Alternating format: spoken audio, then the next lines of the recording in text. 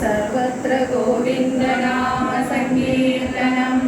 गोविन्द गोविन्द नारायणाखिलगुरो भगवन् नमस्ते। दशकं नापतिमूल प्रणवत्तवदे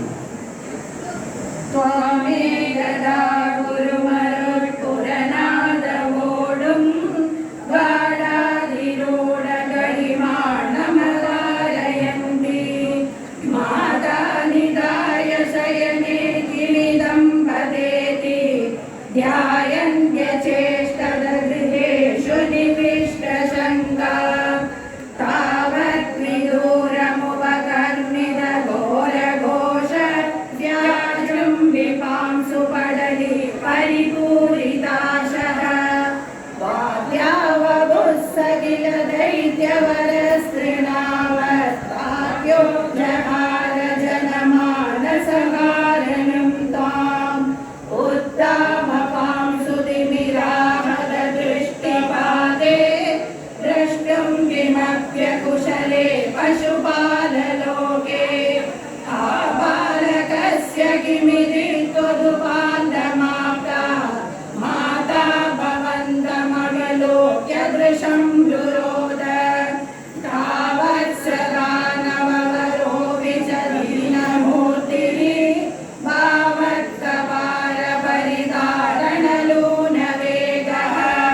सङ्कोचमापदनुक्षतपां सुघोषे घोषे जननी निनादः क्रोधोपकर्णनवशादुपगम्यमोहं क्रन्दस्तु नन्दमुखगोपकुलेषु दीनः त्वां दानवस्त्वदिनमुक्तिकरं सुमुक्षुः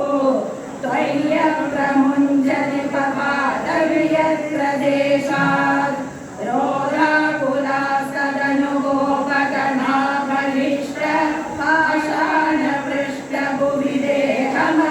सविष्टं प्रैचण्डहन्दनिपदन्तमुमुक्षवक्ष्य सक्षीणमेव च पदन्तमलं हसन्तं ग्रावप्रवादपरिपिष्टगरिष्ठदेह भ्रष्टासु दुष्टदनुजोपरि दृष्टहासम् आज्ञानमम्बुजकरेण भवन्तमेत्य गोपाददुर्गिरिवराविव नीलरत्नम् एकैकमाशु परिगृह्य दिगामनन्द नन्दादिगोपरिदत्तविजुम्बिताङ्गम्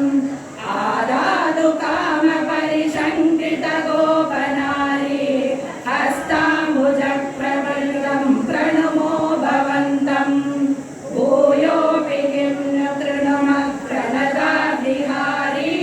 गोविन्द एव परिपालयता सुतं नः